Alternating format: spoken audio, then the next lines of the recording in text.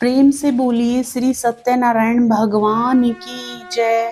शास्त्रों में बताया गया है कि सत्यनारायण व्रत कथा का पाठ करने से व्यक्ति को 1000 यज्ञ करने के बराबर पुण्य फल की प्राप्ति होती है।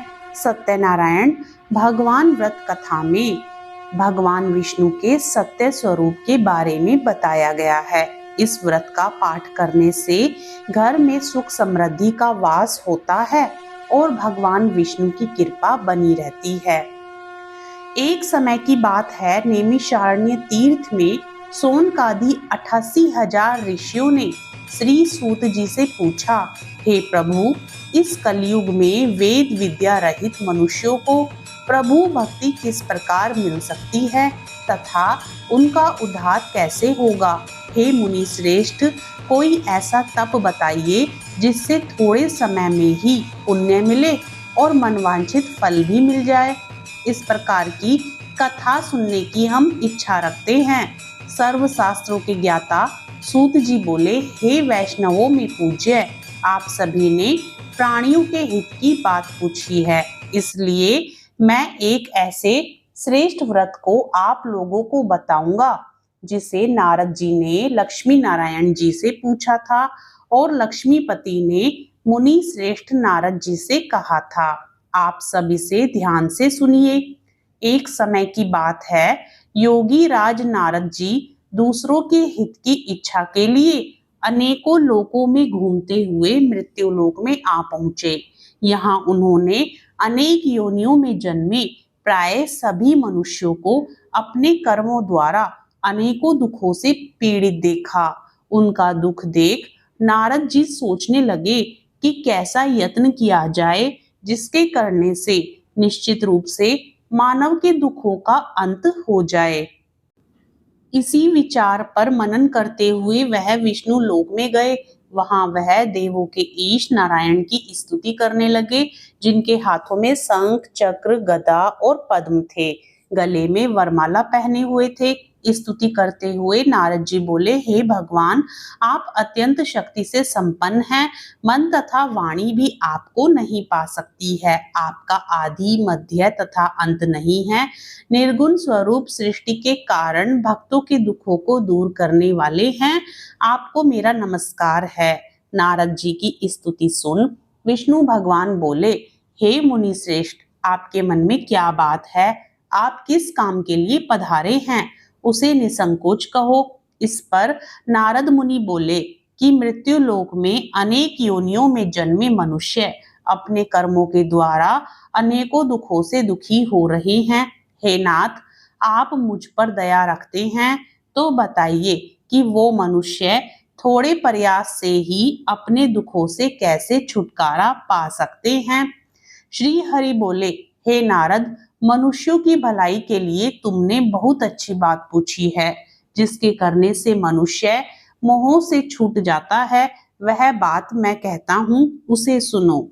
स्वर्ग लोक व मृत्यु लोक दोनों में एक दुर्लभ उत्तम व्रत है जो पुण्य देने वाला है।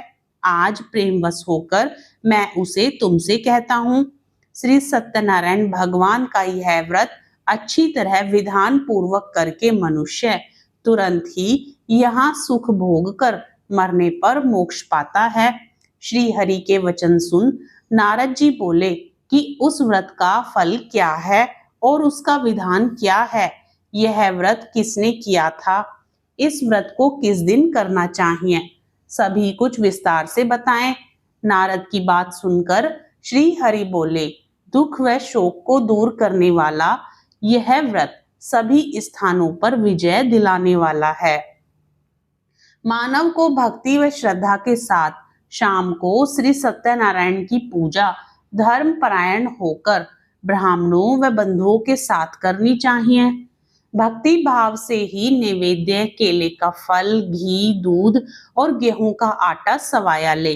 गेहूं के स्थान पर साठी का आटा, शक्कर तथा गुड़ लेकर वह सभी भक्षण योग्य पदार्थों को मिलाकर भगवान का भोग लगाए।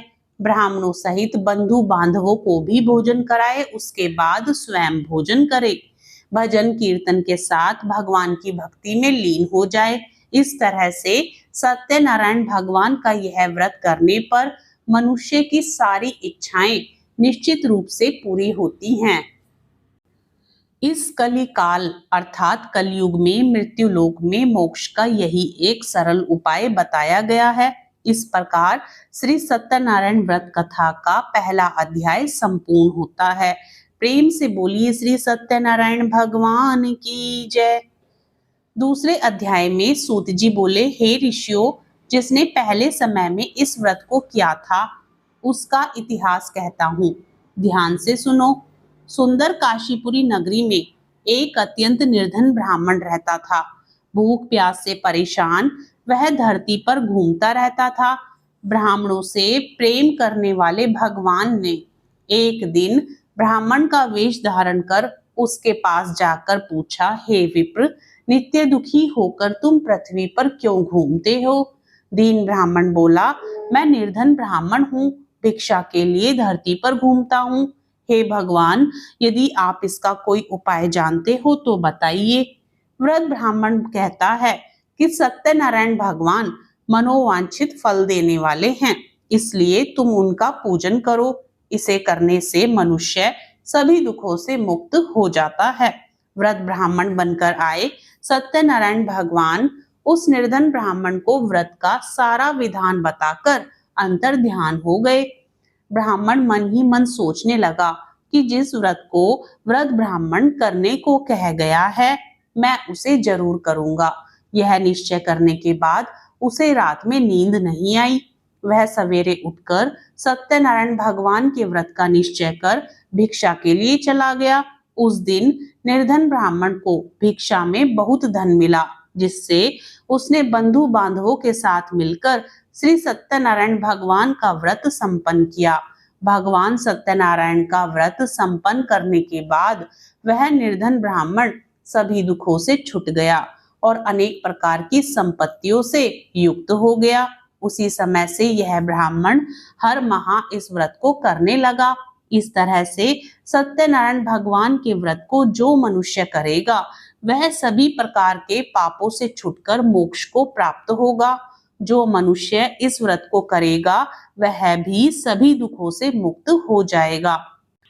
सूत जी बोले कि इस तरह से नारद जी से नारायण जी का कहा हुआ श्री सत्यनारायण व्रत को मैंने तुमसे कहा। हे विप्रो, मैं अब और क्या कहूँ? ऋषि बोले, हे मुनिवर, संसार में उस विप्र से सुनकर और किस किसने इस व्रत को किया, हम सब इस बात को सुनना चाहते हैं। इसके लिए हमारे मन में श्रद्धा का भाव है। सूत जी बोले, हे मुनियों, जिसने इस व्रत को किया है वे सब सुनो। एक समय वही विप्र धन व ऐश्वर्य के अनुसार अपने बंधु बांधवों के साथ इस व्रत को करने को तैयार हुआ। उसी समय एक लकड़ी बेचने वाला बूढ़ा आदमी आया और लकड़ियां बाहर रखकर अंदर ब्राह्मण के घर में गया। प्यास से दुखी वह लकड़हारा उनको व्रत करते देख विप्र को नमस्कार कर पूछने लगा कि आप यह क्या कर रहे हैं? तो उन्होंने बताया कि व्रत कर रहा हूँ तथा इसे करने से क्या फल मिलेगा, कृपया मुझे भी बताएं। ब्राह्मण ने कहा कि सब मनोकामनाओं को पूरा करने वाला यह सत्यनारायण भगवान का व्रत है। इनकी कृपा से ही मेरे घर में धन धान्य आदि की वृद्धि हुई है। विप्र से सत्यनारायण व्रत के बारे में जानकर लकड़हारा बहुत प्रसन्न हुआ। चरणामृत लेकर वह प्रसाद खाने के बाद वह अपने घर गया। लकड़हारे ने अपने मन में संकल्प किया कि आज लकड़ी बेचने से जो धन मिलेगा उसी से श्री सत्यनारायण भगवान का उत्तम व्रत करूंगा। मन में इस विचार को ले बूढ़ा आदमी सिर पर लकड़ियां रख उस नगर में बेचने गया जहां धनी लोग ज्यादा रहते थे। उस नगर में उसे अपनी लकड़ियों का दाम पहले से 4 गुना अधिक मिलता है। बूढ़ा प्रसन्नता के साथ दाम लेकर शक्कर, घी, दूध, दही और गेहूं का आटा ले और सत्यनारायण भगवान के व्रत की अन्य सामग्रियां लेकर अपने घर गया। वहां उसने बंधु बांधवों को बुलाकर विधि विधान से सत्यनारायण भगवान का पूजन और व्रत किया। इस व्रत के प्रभाव से वह बूढ़ा लकड़हारा धन, पुत्र आदि से युक्त होकर संसार के समस्त सुख भोग कर अंत काल में बैकुंठ धाम को चला गया। इस प्रकार श्री सत्यनारायण व्रत कथा का दूसरा अध्याय संपूर्ण होता है। प्रेम से बोलिए श्री सत्यनारायण भगवान की जय। अब सुनिए तीसरे अध्याय की कथा। सूत जी बोले, हे श्रेष्ठ मुनियों, अब आगे की कथा कहता हूँ। पहले समय में उल्कामुख नाम का एक बुद्धिमान राजा था। वह सत्यवक्ता और जितेंद्रिय था। प्रतिदिन देव स्थानों पर जाता और निर्धनों को धन देकर उनके कष्ट दूर करता था। उसकी पत्नी कमल के समान मुख वाली तथा सती साध्वी थी। भद्रशिला नदी के तट पर उन दोनों ने श्री सत्यनारायण भगवान का व्रत किया। उसी समय साधु नाम का एक वैश्य आया। उसके पास व्यापार करने के लिए बहुत सा धन भी था। राजा को व्रत करते देखकर वह विनय के साथ पूछने लगा, हे राजन, भक्ति भाव से पूर्ण होकर आप यह क्या कर रहे हैं? मैं सुनने की इच्छा रखता हूँ, तो आप मुझे बताएं। राजा बोला, हे साधु, अपने बंधु बांधवों के साथ पुत्रादि की प्राप्ति के लिए एक महाशक्तिमान श्री सत्यनारायण भगवान का व्रत व पूजन कर रहा हूँ। राजा के वचन सुन साधु आदर से बोला, हे राजन, मुझे इस व्रत का सारा विधान कहिए। आपके कथनानुसार मैं भी इस व्रत को करूंगा। मेरे भी संतान नहीं है और इस व्रत को करने से निश्चित रूप से मुझे संतान की प्राप्ति होगी। राजा से व्रत का सारा विधान सुन व्यापार से निवृत्त हो वह अपने घर गया। साधु ने अपनी पत्नी को संतान देने वाले इस व्रत का वर्णन कह सुनाया और कहा कि जब मेरी संतान होगी तब मैं इस व्रत को करूंगा। साधु ने इस तरह के वचन अपनी पत्नी लीलावती से कहे। एक दिन लीलावती पति के साथ आनंदित हो सांसारिक धर्म में प्रवृत्त होकर सत्यनारायण भगवान की कृपा से गर्भवती हो गई। 10वें महीने में उसके गर्भ से एक सुंदर कन्या ने जन्म लिया। दिनों दिन वह ऐसे बढ़ने लगी जैसे कि शुक्ल पक्ष का चंद्रमा बढ़ता है। माता पिता ने अपनी कन्या का नाम कलावती रखा। एक दिन लीलावती ने मीठे शब्दों में अपने पति को याद दिलाया कि आपने सत्यनारायण भगवान के जिस व्रत को करने का संकल्प किया था उसे करने का समय आ गया है। आप इस व्रत को करिए। साधु बोला कि हे प्रिय, इस व्रत को मैं उसके विवाह पर करूंगा। इस प्रकार अपनी पत्नी को आश्वासन देकर वह नगर को चला गया। कलावती पिता के घर में रह वृद्धि को प्राप्त हो गई।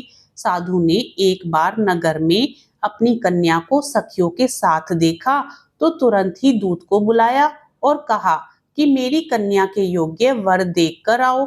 साधु की बात सुनकर दूत कंचन नगर में पहुंचा और वहां देखभाल कर लड़की के लिए सुयोग्य वाणिक पुत्र को ले आया। सुयोग्य लड़के को देख साधु ने बंधु बांधवों को बुलाकर अपनी पुत्री का विवाह कर दिया।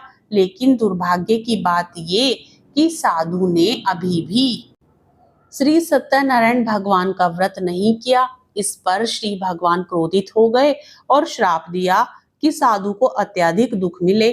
अपने कार्य में कुशल साधु बनिया जमाई को लेकर समुद्र के पास स्थित होकर रत्नासारपुर नगर में गया। वहां जाकर दामाद ससुर दोनों मिलकर चंद्रकेतु राजा के नगर में व्यापार करने लगे। एक दिन भगवान सत्यनारायण की माया से एक चोर राजा का धन चुराकर भाग रहा था।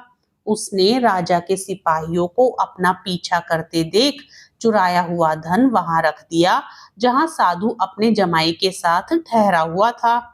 राजा के सिपाहियों ने साधु वेश्य के पास राजा का धन पड़ा देखा तो वह ससुर जमाई दोनों को बांधकर प्रसन्नता से राजा के पास ले गए और कहा कि उन दोनों चोरों को हम पकड़ लाए हैं, आप आगे की कार्यवाही की आज्ञा दें। राजा की आज्ञा से उन दोनों को कठिन कारावास में डाल दिया गया और उनका सारा धन भी उनसे छीन लिया गया। श्री सत्यनारायण भगवान के श्राप से साधु की पत्नी भी बहुत दुखी हुई। घर में जो धन रखा था उसे चोर चुरा ले गए। शारीरिक तथा मानसिक पीड़ा व भूख प्यास से अति दुखी हो अन्न की चिंता में कलावती के एक ब्राह्मण के घर गई। वहां उसने श्री सत्यनारायण भगवान का व्रत होते देखा। फिर कथा भी सुनी। वह प्रसाद ग्रहण कर रात को घर वापस आई। माता ने कलावती से पूछा कि हे पुत्री, अब तक तुम कहाँ थी और तेरे मन में क्या है? कलावती ने अपनी माता से कहा, हे माता, मैंने एक ब्राह्मण के घर में श्री सत्यनारायण भगवान का व्रत देखा है। कन्या के वचन सुन लीलावती भगवान के पूजन की तैयारी करने लगी। लीलावती ने परिवार व बंधुओं सहित सत्यनारायण भगवान का पूजन किया और उनसे वर मांगा कि मेरे पति तथा जमाई शीघ्र घर आ जाएं। साथ ही यह भी प्रार्थना की कि हम सबका अपराध क्षमा करें। श्री सत्यनारायण भगवान इस व्रत से संतुष्ट हो गए और राजा चंद्रकेतु को सपने में दर्शन दे कहा कि हे राजन, तुम उन दोनों वैश्यों को छोड़ दो और तुमने उनका जो धन लिया है उसे वापस कर दो। अगर ऐसा नहीं किया तो मैं तुम्हारा धन, राज्य व संतान सभी को नष्ट कर दूंगा। राजा को यह सब कहकर भगवान अंतर्ध्यान हो गए। प्रातःकाल सभा में राजा ने अपना सपना सुनाया। फिर बोले कि वाणिक पुत्रों को कैद से मुक्त कर सभा में लाओ। दोनों ने आते ही राजा को प्रणाम किया। राजा मीठी वाणी में बोला, हे महानुभावों, भाग्यवश ऐसा कठिन दुख तुम्हें प्राप्त हुआ है, लेकिन अब तुम्हें कोई भय नहीं है। ऐसा कह राजा ने उन दोनों को नए वस्त्राभूषण भी पहनाए और जितना धन उनका लिया था उससे 2 गुना धन वापस कर दिया। दोनों वैश्य अपने घर को चल दिए। इस प्रकार श्री सत्यनारायण व्रत कथा का 3रा अध्याय संपूर्ण होता है। प्रेम से बोलिए श्री सत्यनारायण भगवान की जय। अब सुनिए सत्यनारायण व्रत कथा 4था अध्याय। सूत जी बोले, वैश्य ने मंगलाचार कर अपनी यात्रा आरंभ की और अपने नगर की ओर चल दिए। उनके थोड़ी दूर जाने पर एक दंडी वेशधारी श्री सत्यनारायण ने उनसे पूछा, हे साधु, तेरी नाव में क्या है? अभिमानी वाणिक हंसता हुआ बोला, हे दंडी, आप क्यों पूछते हो? क्या धन लेने की इच्छा है? मेरी नाव में तो बेल व पत्ते भरे हुए हैं। वैश्य के कठोर वचन सुन भगवान बोले, तुम्हारा वचन सत्य हो। दंडी ऐसे वचन कह वहां से दूर चले गए। कुछ दूर जाकर समुद्र के किनारे बैठ गए। दंडी के जाने के बाद साधु वैश्य ने नित्य क्रिया के पश्चात नाव को ऊंची उठते देखकर अचंभा माना और नाव में बेल पत्ते आदि देख वह मूर्छित हो जमीन पर गिर पड़ा। मूर्छा खुलने पर वह अत्यंत शोक में डूब गया। तब उसका दामाद बोला कि आप शोक न मनाएं, यह दंडी का श्राप है, इसलिए हमें उनकी शरण में जाना चाहिए, तभी हमारी मनोकामना पूरी होगी। दामाद की बात सुनकर वह दंडी के पास पहुंचा और अत्यंत भक्ति भाव से नमस्कार करके बोला, मैंने आपसे जो असत्य वचन कहे थे उनके लिए मुझे क्षमा दें। ऐसा कह कहकर महान शोकातुर हो रोने लगा। तब दंडी भगवान बोले, हे वाणिक पुत्र, मेरी आज्ञा से बार बार तुम्हें दुख प्राप्त हुआ है, तू मेरी पूजा से विमुख हुआ। साधु बोला, हे भगवान, आपकी माया से ब्रह्मा आदि देवता भी आपके रूप को नहीं जानते, तब मैं अज्ञानी कैसे जान सकता हूँ? आप प्रसन्न होइए, अब मैं सामर्थ्य के अनुसार आपकी पूजा करूंगा। मेरी रक्षा करो और पहले के समान नौका में धन भर दो। साधु वैश्य के भक्ति पूर्वक वचन सुनकर भगवान प्रसन्न हो गए और उसकी इच्छा अनुसार वरदान देकर अंतर ध्यान हो गए। ससुर जमाई जब नाव पर आए तो नाव धन से भरी हुई थी। फिर वहीं अपने अन्य साथियों के साथ सत्यनारायण भगवान का पूजन कर अपने नगर को चल दिए। जब नगर के नजदीक पहुंचे तो दूत को घर पर खबर करने के लिए भेज दिया। दूत साधु की पत्नी को प्रणाम कर कहता है कि मालिक अपने दामाद सहित नगर के निकट आ गए हैं। दूत की बात सुन साधु की पत्नी लीलावती ने बड़े हर्ष के साथ सत्यनारायण भगवान का पूजन कर अपनी पुत्री कलावती से कहा कि मैं अपने पति के दर्शन को जाती हूँ, तू कार्य पूर्ण कर शीघ्र आ जा। माता के ऐसे वचन सुन कलावती जल्दी में प्रसाद छोड़ अपने पति के पास चली गई। प्रसाद की अवज्ञा के कारण श्री सत्यनारायण भगवान रुष्ट हो गए और नाव सहित उसके पति को पानी में डुबो दिया। कलावती अपने पति को वहां न पाकर रोती हुई जमीन पर गिर गई। नौका को डूबा हुआ देख वह कन्या को रोता देख साधु दुखी होकर बोला कि हे प्रभु, मुझसे तथा मेरे परिवार से जो भूल हुई है उसे क्षमा करें। साधु के दीन वचन सुनकर श्री सत्यनारायण भगवान प्रसन्न हो गए और आकाशवाणी हुई, हे साधु, तेरी कन्या मेरे प्रसाद को छोड़कर आई है, इसलिए उसका पति अदृश्य हो गया है।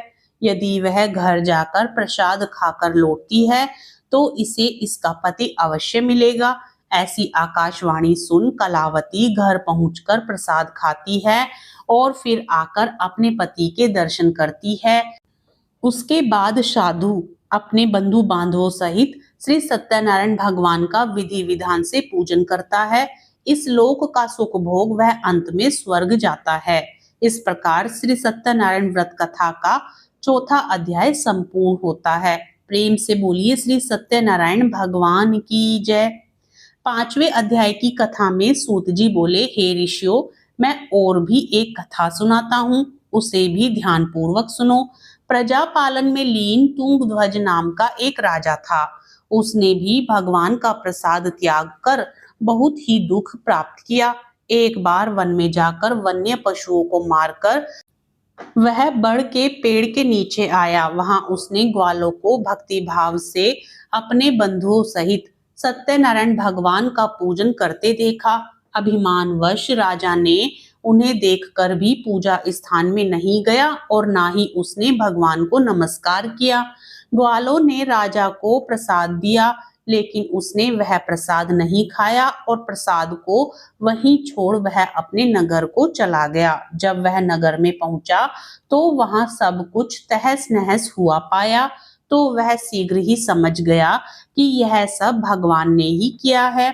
वह दोबारा ग्वालों के समीप पहुंचा और विधि पूर्वक पूजा करके प्रसाद खाया, तो श्री सत्यनारायण भगवान की कृपा से सब कुछ पहले जैसा हो गया।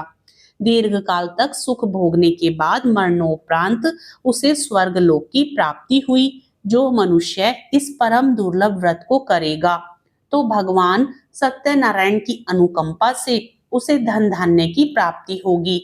निर्धन धनी हो जाता है और भयमुक्त हो जीवन जीता है।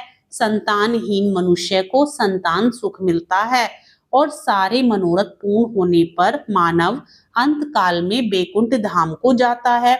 सूत जी बोले, जिन्होंने पहले इस व्रत को किया है, अब उनके दूसरे जन्म की कथा कहता हूँ। वृद्ध शतानंद ब्राह्मण ने सुदामा का जन्म लेकर मोक्ष की प्राप्ति की। लकड़हारे ने अगले जन्म में निषाद बनकर मोक्ष प्राप्त किया। उल्कामुख नाम का राजा दशरथ होकर बैकुंठ को गए। साधु नाम के वैश्य ने मोरध्वज बनकर अपने पुत्र को आरे से चीरकर मोक्ष पाया। महाराज तुंगध्वज ने स्वयं भू होकर भगवान में भक्ति युक्त हो कर्म कर मोक्ष पाया। इस प्रकार श्री सत्यनारायण व्रत कथा का पांचवा अध्याय संपूर्ण होता है। प्रेम से बोलिए श्री सत्यनारायण भगवान की जय। कथा सुनने के बाद आरती भी जरूर सुननी चाहिए। लक्ष्मी रमणा की आरती मन लगाकर करने से देवी लक्ष्मी और सत्यनारायण भगवान की कृपा से जीवन आनंद से परिपूर्ण हो जाता है। ओम जय लक्ष्मी रमणा स्वामी, जय लक्ष्मी रमणा सत्यनारायण स्वामी, जनपातक हरणा। ओम जय लक्ष्मी रमणा। रत्न जड़ित सिंहासन अद्भुत छवि राजे, नारद करत निरंजन घंटा ध्वनि बाजे। ओम जय लक्ष्मी रमणा। प्रगट भय कलि कारण द्विज को दर्श दियो, बूढ़ो ब्राह्मण बन कर कंचन महल कियो। ओम जय लक्ष्मी रमणा। दुर्बल बील कठारो जिन पर कृपा करी, चंद्रचूड़ एक राजा तिनकी विपत्ति हरि। ओम जय लक्ष्मी रमणा। वैश्य मनोरथ पायो श्रद्धा तज दीनो, सो फल भोग्यो प्रभु जी फिर स्तुति कीनी। ओम जय लक्ष्मी रमणा। भाव भक्ति के कारण छिन छिन रूप धरो, श्रद्धा धारण कीनी तिन के काज सरो। ओम जय लक्ष्मी रमणा। ग्वाल बाल संग राजा वन में भक्ति करी, मन वांछित फल दीनो दीन दयाल हरि। ओम जय लक्ष्मी रमणा। चढ़त प्रसाद सवायो कदली फल मेवा, धूप दीप तुलसी से राजी सत्य देवा।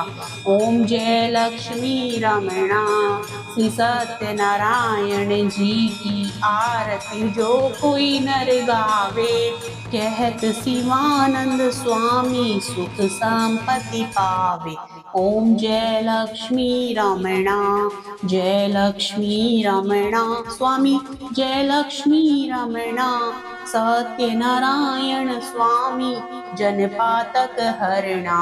ओम जय लक्ष्मी रमणा। आशा करती हूँ आपको कथा पसंद आई होगी। कथा पसंद आए तो वीडियो को लाइक करना ना भूलें, अपने मित्रगणों में शेयर करें, चैनल को सब्सक्राइब करें और साथ ही कमेंट बॉक्स में श्री सत्यनारायण भगवान की जय अवश्य लिखें।